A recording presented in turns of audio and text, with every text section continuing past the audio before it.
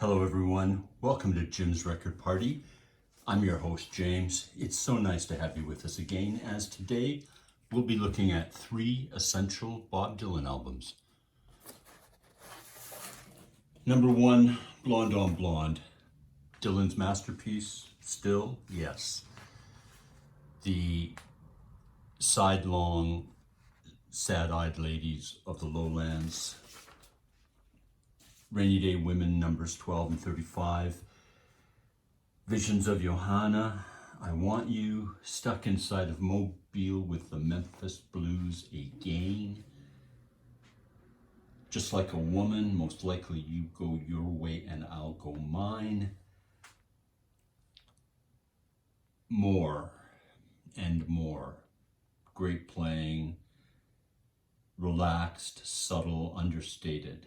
Charlie McCoy, the great songwriter Joe South, Al Cooper, and a certain Mr. Jamie Robertson, who we of course know better as the late great Robbie Robertson, all appear on this album, and many other great players. This is a masterpiece, a cornerstone of modern music, of late 20th century music, of American music. Dylan's masterpiece now and forever, released in May of 1966. Number 2, yes, it is Self-Portrait. It has to be here. It's Dylan's most relaxed, most revealing, most boots on the ground album. Released between Nashville Skyline in 1969 and New Morning in 1970, this album is a perfect transition between those two albums. It's a perfect album for its time, released in June of 1970. A perfect folk rock album, a perfect compilation album.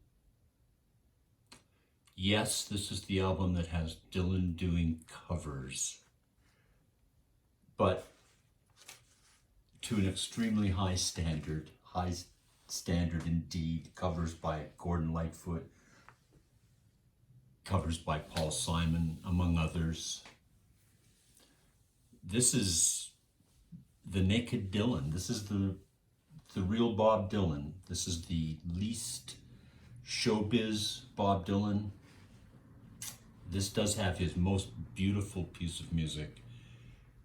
All the Tired Horses leads off this album and just sets the mood so perfectly.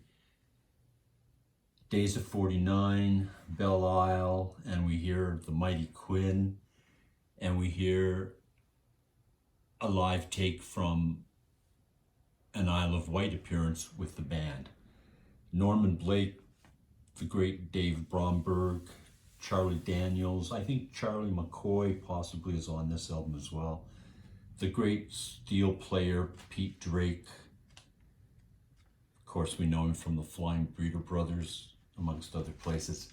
Doug Kershaw, Al Cooper, and the band. This is an excellent album. Cover, of course, art by Dylan himself. A very down-home album in the best possible way. Number 3, it's Bob Dylan and the band, Before the Flood. This is the music as we're all boarding the second arc. Absolutely perfect live album. From the final 3 shows in Los Angeles at the Forum, Only Knocking on Heaven's Door is from a New York performance. Shows from 1974. This album was released in June of 1974. Most Likely You Go Your Way and I'll Go Mine leads off this album, and you better hold on to your hat, ladies and gentlemen, because this is not the Most Likely You Go Your Way from Blonde on Blonde. This is a snarly, angry, spitting, venomous, adult Bob Dylan.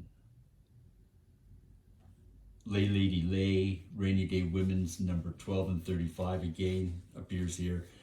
It Ain't Me Babe, All Along the Watchtower, and Like a Rolling Stone.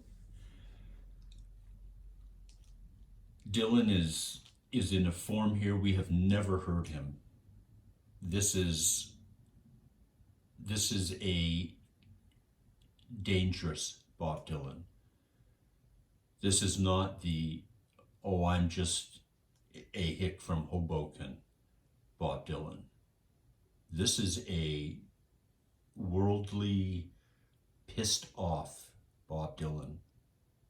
And angry. This is a summation of everything Dylan has gone through and been through and become up to this point.